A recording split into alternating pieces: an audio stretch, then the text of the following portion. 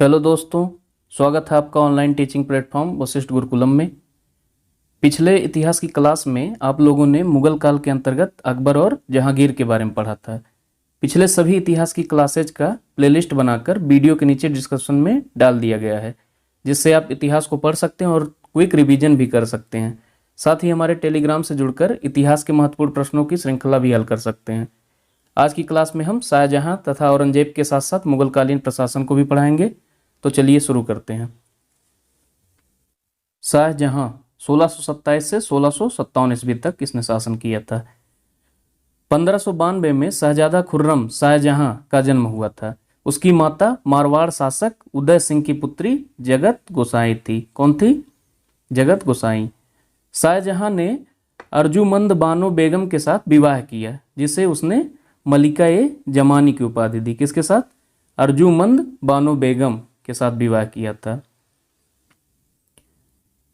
1628 ईस्वी को शाहजहां आगरा में अबुल मुजफ्फर शहाबुद्दीन मोहम्मद साहिब किरण ए सानी की उपाधि प्राप्त कर सिंहासन पर बैठा। किस उपाधि से?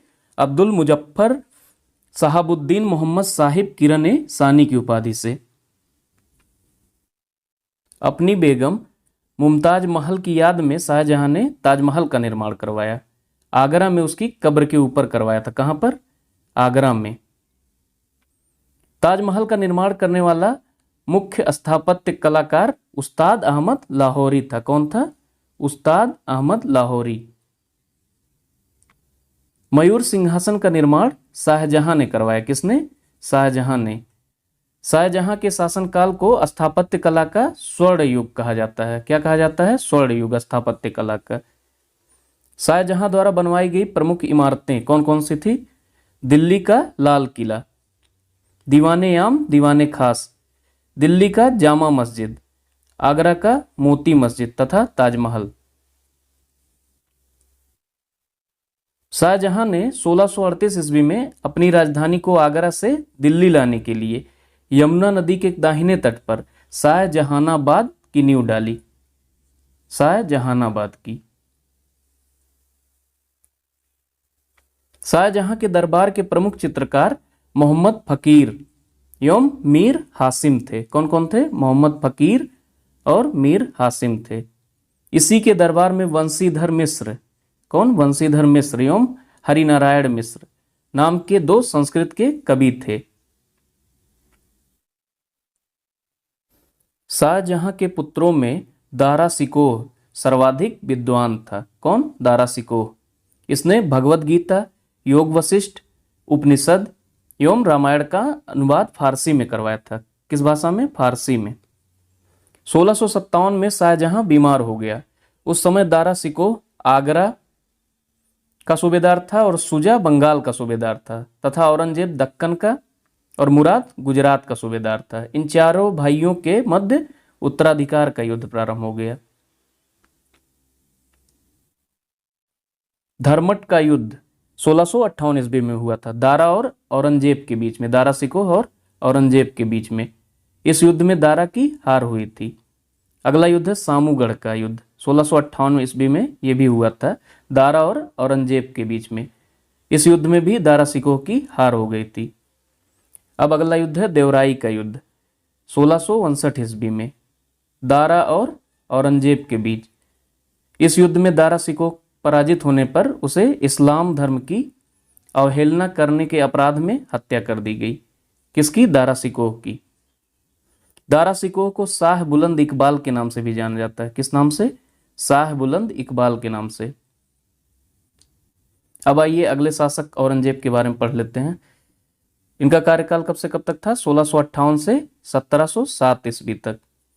उत्तराधिकार युद्ध में अपने भाइयों को समाप्त कर औरंगजेब ने गद्दी प्राप्त की।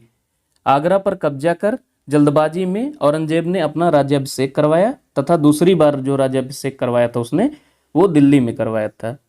और कहां पर? शाहजहां के महल में। औरंगजेब का 2 बार राज्याभिषेक हुआ था, एक बार आगरा में, एक बार दिल्ली में। औरंगजेब सुन्नी धर्म को मानता था। उसे जिंदा पीर कहा जाता था। क्या कहा जाता था? जिंदा पीर। 1686 में औरंगजेब ने बीजापुर को तथा 1687 में गोलकुंडा को विजित कर अपने साम्राज्य में मिला लिया। किसको? बीजापुर को और गोलकुंडा को। इस्लाम नहीं स्वीकार करने के कारण सिखों के 90वें गुरु कौन? तेग बहादुर की हत्या औरंगजेब ने करवा दी। किसकी हत्या? तेग बहादुर की हत्या। औरंगजेब ने 1679 ईस्वी को जजिया कर को पुनः लागू कर दिया। 1679 में औरंगजेब ने बीबी का मकबरा का निर्माण औरंगाबाद में करवाया था। कहां पर? औरंगाबाद में। कहां पर है? महाराष्ट्र में। औरंगजेब सर्वाधिक हिंदू अधिकारियों की नियुक्ति करने वाला मुगल सम्राट था। इसी के समय में सर्वाधिक हिंदू अधिकारी कार्य करते थे। औरंगजेब ने कुरान को अपने शासन का आधार बनाया। किसे? कुरान को। इसने सिक्कों पर कलमा खुदवाना, नौरोज का त्यौहार मनाना, भांग की खेती करना, गाना बजाना, झरोखा दर्शन, तुलादान प्रथा आदि पर प्रतिबंध लगा दिया। किसने? औरंगजेब ने। औरंगजेब ने दरबार में संगीत पर पाबंदी लगा दी।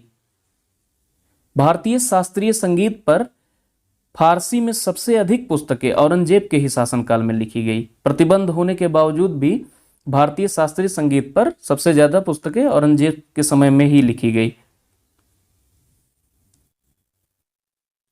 औरंगजेब ने 1665 ईस्वी में हिंदू मंदिरों को तोड़ने का आदेश दे दिया।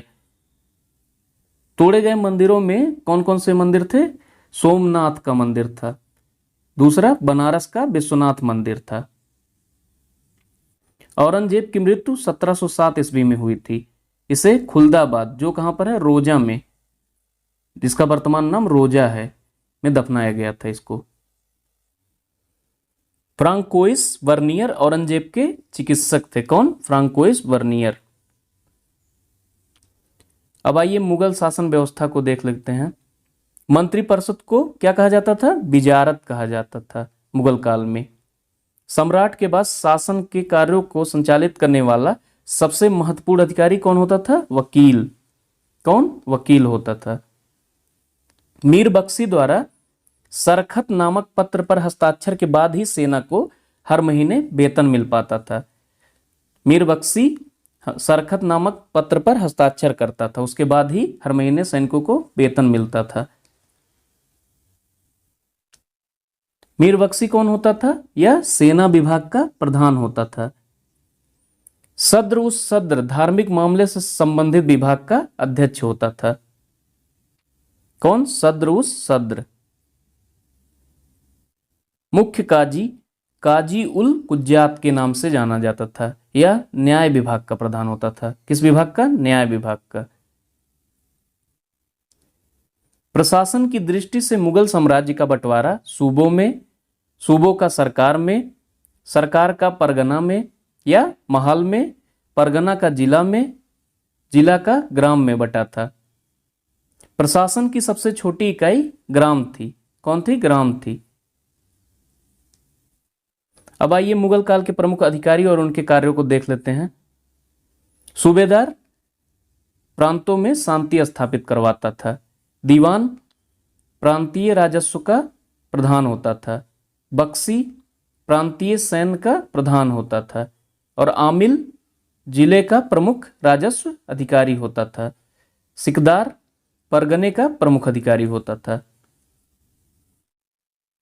आइए अब मुगलकालीन अर्थव्यवस्था, समाज एवं धर्म के बारे में जान लेते हैं।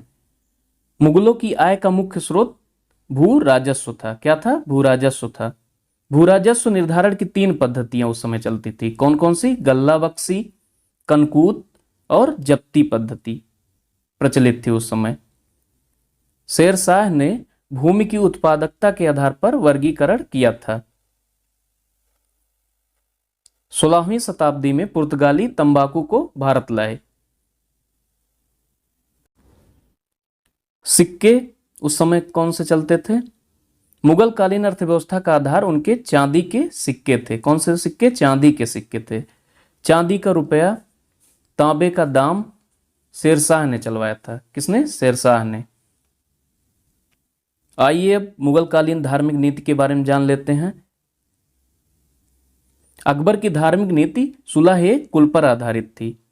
शाहजहां ने हिजरी सनवत प्रारंभ किया था। क्या प्रारंभ किया था? हिजरी सनवत। शाहजहां ने सिजदा प्रथा को बंद करके चहार तस्लीम की प्रथा आरंभ की। कौन सी प्रथा? चहार तस्लीम की प्रथा। अब आइए, उस समय भूमि को क्या कहते थे? खालसा भूमि प्रत्यक्ष रूप से बादशाह के नियंत्रण में होता था। किसके नियंत्रण में? बादशाह के नियंत्रण में। जागीर भूमि किसे कहते थे? तनख्वाह के बदले दी जाने वाली भूमि। मदद ए मास किसे कहा जाता था? अनुदान में दी गई लगानहीन भूमि को मदद ए मास कहा जाता था। मुगल कालीन लगान वसूल करने की व्यवस्थाएं कौन कौन सी थी, देख लेते हैं। गल्ला बख्शी, इसमें फसल का कुछ भाग सरकार द्वारा ले लिया जाता था। नसक, इसमें खड़ी फसल के आधार पर लगान का अनुमान लगाकर फसल के कटने पर उसे ले लिया जाता था। जब्ती, इसमें बोई गई फसल के आधार पर लगान का निश्चय किया जाता था, जो नकद के रूप में लिया जाता था। किस रूप में? नकद के रूप में। अब आइए, इस टॉपिक से रिलेटेड कुछ महत्वपूर्ण प्रश्नों को हल कर लेते हैं। विश्व प्रसिद्ध मयूर सिंहासन का निर्माण किसने करवाई थी? ऑप्शन ए है शाहजहां, ऑप्शन बी है जहांगीर, ऑप्शन सी है अकबर, या ऑप्शन डी है बहादुर शाह प्रथम। तो इसका सही उत्तर होगा शाहजहां ने करवाई थी। इनमें से कौन सा मुगल बादशाह शराब को छूता तक नहीं था? ऑप्शन ए है अकबर, ऑप्शन बी है शाहजहां, ऑप्शन सी है जहांगीर, ऑप्शन डी है औरंगजेब। तो इसका सही उत्तर होगा ऑप्शन डी, औरंगजेब। अगला क्वेश्चन देखते हैं। मुगल वंश का अंतिम सम्राट कौन था? बहादुर शाह जफर, औरंगजेब, मोहम्मद शाह, हुमायूं। तो इसका सही उत्तर होगा बहादुर शाह जफर, ऑप्शन ए। मुगल काल में पुलिस बल के मुखिया को क्या कहा जाता था? ऑप्शन ए है दरोगा, ऑप्शन बी है फौजदार, ऑप्शन सी है सूबेदार, या ऑप्शन डी है कोतवाल। तो इसका सही उत्तर होगा ऑप्शन डी, कोतवाल। अगला क्वेश्चन देखते हैं। सिखों के 90वें गुरु तेग बहादुर की हत्या किसने करवाई? ऑप्शन ए है हुमायूं, ऑप्शन बी है बाबर, ऑप्शन सी है जहांगीर, या ऑप्शन डी है औरंगजेब। तो इसका सही उत्तर होगा ऑप्शन डी, औरंगजेब। आगरा के किले में उपस्थिति के बाद शिवाजी को किस शासक ने कैद कर जयपुर भवन में रखा था? ऑप्शन ए है औरंगजेब, ऑप्शन बी है हुमायूं, ऑप्शन सी है शाहजहां, ऑप्शन डी है अकबर। तो इसका सही उत्तर होगा ऑप्शन ए, औरंगजेब। अगला देखते हैं। किस शासक ने अपनी राजधानी आगरा से दिल्ली लाने के लिए शाहजहानाबाद की स्थापना की? ऑप्शन ए है अकबर, ऑप्शन बी है शाहजहां, ऑप्शन सी है जहांगीर, या ऑप्शन डी है बाबर। तो इसका सही उत्तर होगा ऑप्शन बी, शाहजहां ने। दोस्तों, इतिहास की अगली कड़ी में हम मराठा शासकों के विषय में जानेंगे।